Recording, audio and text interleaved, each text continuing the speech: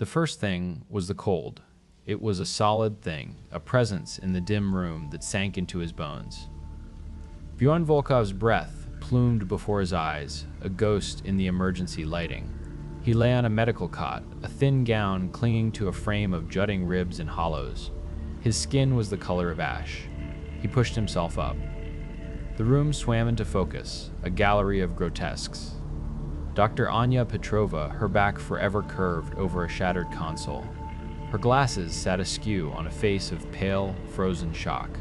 Near a burst pipe that blossomed with frost, Maintenance Chief Sergei was caught in a last, silent scream, his mouth a black O. They were not bodies. They were monuments to a final, terrible moment. His mind was a slurry of broken images. Anya, her voice tight, pointing at a string of code. It's rewriting everything, Bjorn. The frantic scramble for supplies. And Freya. Her warmth, the scent of her hair, a last desperate embrace before the world dissolved into blackness. A need, primal and absolute, forced him to his feet. His bare soles stuck to the frosted floor. He shuffled through the familiar corridors, now a labyrinth of iced-over metal and frozen crew members, slumped in chairs, clutching tools, caught mid-stride. He reached the command center. The main console was a dark, dead monolith. Lifeless hands still clutched datapads. He pried one from a technician's grip. Its screen flickered. Arctic strain pandemic confirmed. Reanimation within minutes. Another pad from an engineer. X. Unprecedented cryo-atmospheric effect. Global temperature drop. X a third. X 6 years since initial outbreak. New ice age 6 years. The number did not compute. He had been shivering, a violent, rattling quake of his whole body. But it was fading. The cold was still there, pressure on his skin, but the pain was gone. A strange quiet settled deep inside him. He peeled the glove from his right hand, a flimsy piece of insulation he must have grabbed somewhere. He held his bare fingers out. The biting air simply rested against his skin. There was no agony, only a profound numbness. A faint, almost invisible shimmer clung to his flesh, like moonlight on new frost. He found Anya's personal pad near her frozen form. A single, final log entry was open. It's not just killing us, it's changing us, it's changing us. A forced evolution. Some are adapting, becoming like the cold itself. Bjorn, if you wake, don't let it take you. Don't lose yourself. He remembered her questions before the end. Her quiet observations about his stamina, his unusual tolerance for the cold during exterior repairs. The words on the screen twisted a knot of confusion into pure terror.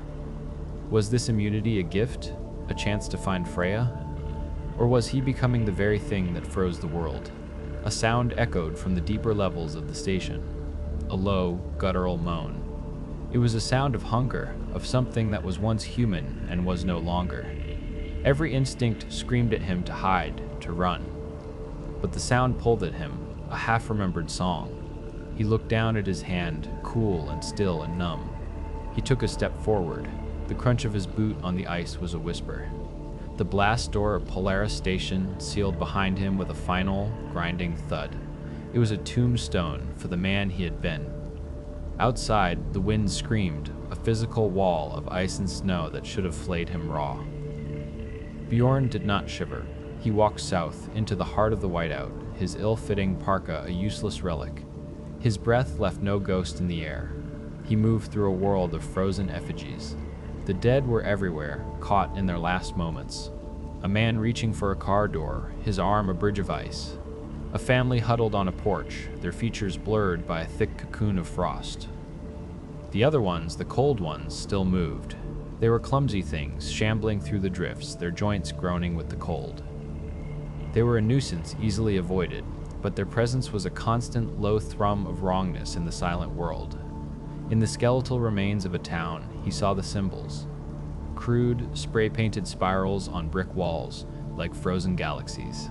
Tattered flyers, stiff with ice, depicted figures made of sharp, crystalline angles. They praised something called the cold's embrace. A chill, unrelated to the temperature, settled deep in his bones. Hope was a flicker of smoke on the horizon. He approached the camp with a caution that felt foreign to his new body. 3 figures huddled around a burning tire, their faces gaunt under layers of rags. "Stay back," one of them rasped, raising a length of rebar. Bjorn stopped, holding up his empty hands. "I'm just looking for information. My family." The woman stared at him, her eyes narrowed. "You ain't cold." It was not a question. She looked at his face, at the unnatural calm, the skin that held a pallor like deep ice. "What are you?" Before he could answer, the man with the rebar charged. Bjorn sidestepped, his movement too fluid, too silent. He caught the man's arm, and the scavenger cried out, dropping the weapon. "You're freezing, like one of them." They scrambled back, their terror palpable. They saw a monster in a man's clothes. He was left alone again in the swirling snow, the silence of their departure louder than the wind. He found another man later, curled in the husk of a delivery truck. The man's shivering was a violent, dying tremor. Bjorn knelt, removing a glove. He offered his bare hand, a gesture of warmth he no longer possessed. The survivor flinched, his eyes wide with a primal fear as Bjorn's fingers brushed his own. The touch was not warm. It was like stone pulled from a frozen river. The man let out a final, shuddering gasp and grew still. Bjorn saw his own reflection in a shard of ice on the dashboard. His eyes were no longer brown. They were the color of a winter sky, clear and unnervingly crystalline. Despair was a heavier burden than the snow.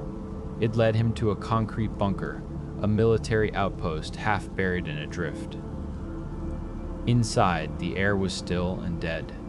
The walls were a gallery of madness. Crude maps marked the continent with sweeping arcs labeled cleansing points and evolutionary zones. Scrawled manifestos praised a virus that was a divine forge, the cold a purification. He saw drawings of people, their limbs elongating into icy spikes, their faces becoming angular and crystalline. It was a twisted mirror of the thing he was becoming. One map dominated the far wall, a red circle drawn around a remote northern region. The Glacial Heart, the label read. Rurik was not hiding from the end of the world, he was conducting it. A heavy clang echoed from deeper in the outpost, metal on concrete. It was followed by the rhythmic crunch of heavy armored boots on ice. Someone was here, and they were not scavengers. The patrol swept past, their heavy boots crunching snow that did not exist for Bjorn. He remained part of the frost-eaten pine, a shadow within a shadow, his breath a ghost in his lungs. The cold was not his enemy.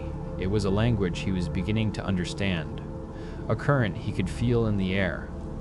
He slipped away from the trees, a wraith moving through a world of white. He followed the dead power lines snaking up the mountain until they led him to the wreckage of a ski resort. Chimneys trailed smoke into the gray sky. People moved between the ruined chalets. He had found the Skymark Collective. A woman with sharp, intelligent eyes and a rifle met him at their makeshift gate. Her name was Lena Petrova. The name was a jolt, a fragment of a life before the freeze. He told her of Anya, of the research notes, of Rurik. She led him into a lodge where a great fire roared in a stone hearth. The warmth felt alien, a memory of a forgotten sensation. "My sister was right," Lena said, her voice low. She spread aged satellite maps across a table. Anya believed the virus was a catalyst, not for the dead, but for the living. The dead are just a side effect, a messy, violent byproduct. She took him to a medical bay, a converted ski rental shop. In reinforced containers, cooled by scavenged cryotech, were Rurik's failures. A man, frozen solid, his face a mask of agony, yet a monitor beside him traced a faint, impossibly slow heartbeat. Another figure was warped, its limbs elongated and twisted into icy talons, skin like fractured blue ice. Bjorn had seen things like this in the wild, scuttling at the edge of his vision. "The virus forces adaptation," Lena explained, her gaze fixed on the frozen man. "It rewrites us for the cold. Most bodies can't handle the strain. They break, or freeze, or become that." She gestured to the twisted creature. "You are different, Bjorn. Your immunity, it isn't immunity at all. It's a successful adaptation, a natural one. You are what Rurik is trying to create." She pointed to a screen displaying a thermal scan. "He has equipment that can see you. Not your heat, but your lack of it, your unique cold signature. You are a beacon to him." The new understanding was a chilling weight. He was not a survivor, he was a prototype. Lena traced a line on a map, pointing to the highest peak. "He's here, in what the old maps call the Glacial Heart, a research station built into the glacier itself. He's using its core to amplify the terraforming process." Their plan was simple, desperate. They would use the old resort's maintenance tunnels, passages Lena knew by heart, to get inside. They would cripple his machine. The tunnels were frozen arteries inside the mountain. Bjorn moved through them with an unnatural ease. The cold did not bite him, it whispered to him. He could feel the vibrations in the ice under his boots, the flow of frigid air currents. He focused, just for a second, on a drip of water from the ceiling ahead. He willed the cold to it, and the drip froze solid, falling with a clink. Lena glanced at him, her eyes wide, but said nothing. They found a power conduit, a thick cable humming with energy. After a tense few minutes, Lena severed the connection. The deep thrum of the glacier faltered for a single, blissful second. A small victory. It was all the victory they would get. They emerged into a vast cavern of blue ice. The ambush was precise. Soldiers appeared from the shadows, their skin a pale, shimmering white, frost clinging to their armor. They moved with a silent, cold efficiency. Bjorn fought with a strength that surprised him, his fists hitting with the force of frozen rock. But they were too many. He saw them corner Lena, a rifle butt flashing down. Then Rurik was there. A faint layer of frost coated his skin, making him glitter in the eerie light. His eyes were the color of a frozen lake. When he spoke, his voice was a low, metallic resonance. "I have been watching you, Bjorn, the perfect specimen." Something hard struck the back of Bjorn's head, and the world dissolved into black ice. He awoke to a cold so absolute it felt like a physical presence. He was chained to a wall in a circular chamber. The air itself seemed to crackle. Across the room, a colossal device pulsed with a soft, viral light, the source of the unnatural chill. Rurik stood before it, his back to Bjorn. "You are the key, the pure vessel. With you, the new world will truly begin." A muffled cry came from the shadows to his left. Lena, chained in an alcove, her face pale with fear. The sight was a spike of failure in his gut. Rurik placed a hand on his machine. A low, ethereal hum began to fill the chamber, growing in pitch and volume. The cold deepened, seeping past Bjorn's skin into his very bones. It was terrifying, but beneath the terror was a surge of raw power. The cold was not just around him, it was in him, it was him. He pulled against the chains, the metal groaning. The hum intensified, a physical pressure against his skull. He closed his eyes, ignoring the sound, ignoring the fear. He focused every part of his being on the cold, searching for a weakness in the steel, a flaw in the ice, a way out. The cold did not burn. It did something stranger. It seeped past skin and bone into the space between thoughts. In the absolute dark of the Glacial Heart's lowest chamber, bound by ice that felt alive, Bjorn's suffering became a kind of listening. He stopped fighting the frost that crept into his blood. He let it in, and then he felt it. Not warmth, but a current. A network of silent energy flowing through the ice around him, a pulse that matched the thrum of the virus in his own veins. This was not a shield. It was a language. He saw Rurik's path for what it was, a scream of dominance shouted into the heart of a storm, a brute's attempt to master a symphony by smashing the instruments. Bjorn's path was different. He had to learn the music. He focused not on the ice that held his arms, but on the energy binding it. He found a dissonant note, a flicker in the flow, and pulled at it with his will. The crystalline bonds did not melt. They simply fell apart, turning to powder. He rose without a sound, a ghost given form. The central chamber was a vortex of frigid power. A bioengineered heart pulsed at its center, vast and grotesque, its light casting sharp shadows that danced like broken things. Before it stood Rurik, more crystal than man, his flesh a tapestry of jagged, glowing facets. He turned, his movement slow, deliberate. His voice was the grating of glaciers. You chose defiance. You will be the first fossil of the old world. Bjorn did not answer. There was nothing to say. Rurik thrust a hand forward and a lance of absolute zero shot across the chamber. Bjorn did not dodge. He shifted his weight, his own hand raised, catching the energy not as a blow, but as a current. He guided it, bent its trajectory into the cavern wall, where it left a scar of black, brittle ice. The fight was not of flesh, but of competing stillness. Rurik unleashed torrents of cold, raw, and furious. Bjorn absorbed them, redirected them, weaving through the storm. He wasn't fighting Rurik, he was calming his tantrum. With each deflected blast, Bjorn pushed a sliver of his own focused will, his own understanding of the cold's true nature, back toward its source. He fed the machine a quiet disharmony, a flaw in its rhythm. The device faltered. Its steady, deep pulse hitched, then sped into a frantic, high-pitched whine. Cracks of light spiderwebbed across Rurik's crystalline body. "This is not evolution," the shattered voice whispered, a sound of surprise. "This is heresy." The device imploded not with a bang, but with a sudden, total consumption of sound and light. Rurik dissolved with it, shattering into a million glittering fragments that hung in the air for a moment before vanishing, a monument of dust. Bjorn cut Lena free from her restraints. She was shivering, her eyes wide.